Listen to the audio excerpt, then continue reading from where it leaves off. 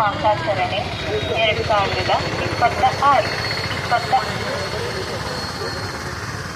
ಸಾಧನೆ ಮಾಡಬೇಡಿ. ಓವರ್ಟೇಕ್ ಮಾಡಬೇಡಿ.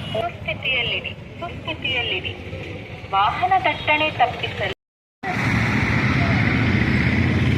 ವಾಹನದಲ್ಲಿ ಸಾಮರ್ಥ್ಯಕ್ಕಿಂತ ಹೆಚ್ಚಿನ ಭಾರ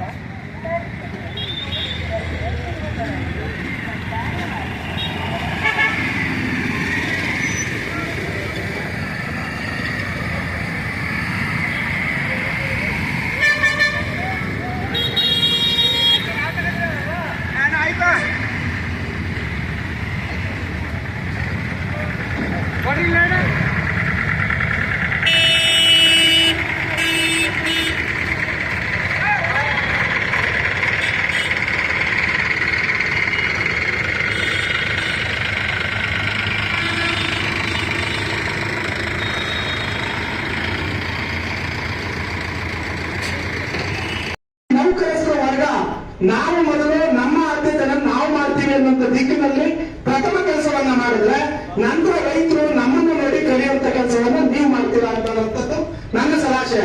ಯಾಕೆಂದ್ರೆ ನಾನು ಈಗ 4 ವರ್ಷದಿಂದ KRಪೇಟೆ ಓಡಾಡ್ತಾ ಇದ್ದೀನಿ. ಪ್ರತಿನಿತ್ಯ ಪೊಲೀಸ್ ಸ್ಟೇಷನ್ಗೆ ಎಷ್ಟು ಬೇಗ ಆಕ್ಸಿಡೆಂಟ್ಸ್ ರಿಪೋರ್ಟ್ ಆಗುತ್ತೋ ಅಷ್ಟೇ ಬೇಗ ಈ ಊರಲ್ಲಿ ಆಕ್ಸಿಡೆಂಟ್ ಆಗಿದೆ ಅನ್ನೋ ವಿಚಾರ ನಮಗೂ ಕೂಡ ಗೊತ್ತಾಗ್ತಾ ಇದೆ.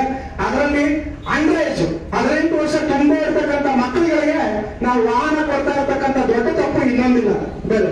ಆ 18 ವರ್ಷ ಕಳೆದ ಮಕ್ಕಳಾದ್ರು ಆದ್ರೆ ಅವರಿಗೆ ವಾಹನ ಚಾಲನಾ ಪರವಾನಗಿ ಇದ್ದಂತವರಿಗೆ ಕೊಡ್ತಕ್ಕಂಥದ್ದು ನಮ್ಮ ಜವಾಬ್ದಾರಿ. ಈಗ ನಾವೊಂದು ಪೆನಾಲ್ಟಿ ಹಾಕ್ಬೋದು. ಇವತ್ತು ನನ್ನ ಹತ್ರ ಸುಮಾರು ಜನ ಬರ್ತಿದ್ರು. ಮೊನ್ನೆ ಒಂದು ಡ್ರೈವ್ ಮಾಡಿ ಕೇಸ್ ಹಾಕಿರೋಂಥ ಟೈಮಲ್ಲಿ ಸರ್ DL ಇಲ್ಲ ಅಂದ್ರೆ 5,000 ಫೈನ್ ಹಾಕ್ತಾರೆ, ಓನರ್ಗೂ 5,000 ಫೈನ್ ಹಾಕ್ತಾರೆ ಸರ್. ಹೌದಾ, ಒಳ್ಳೆ ಕೆಲಸ ಮಾಡ್ತಾರೆ ಬಿಡಪ್ಪ ಅಂತೆ. ಯಾಕೆಂದ್ರೆ ತಪ್ಪಿರೋರು ನೀವಲ್ವೇನಪ್ಪ ಓನರು. ನೀವು ವೆಹಿಕಲ್ ಕೊಡದವರಿದ್ದೀರ, ಮಗು ಹೆಂಗ್ ಓಡಿಸ್ತಿತ್ತು. ಅದರಿಂದ ನಿಮಗೂ ಪೆನಾಲ್ಟಿ ಆಗ್ತಾ ಇರೋದು ತುಂಬಾ ಒಳ್ಳೆ ಕೆಲಸ. ಮನೆಯವರು ಆ ಕೆಲಸ ಮಾಡ್ತಾರೆ ಅಂತ ನಮಗೂ ಗೊತ್ತಾಯ್ತು.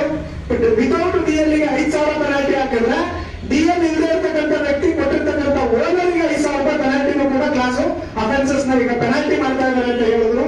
ತುಂಬಾ ಒಳ್ಳೆ ಕೆಲಸ ಮಾಡ್ತಾ ಇದ್ದೀರಾ.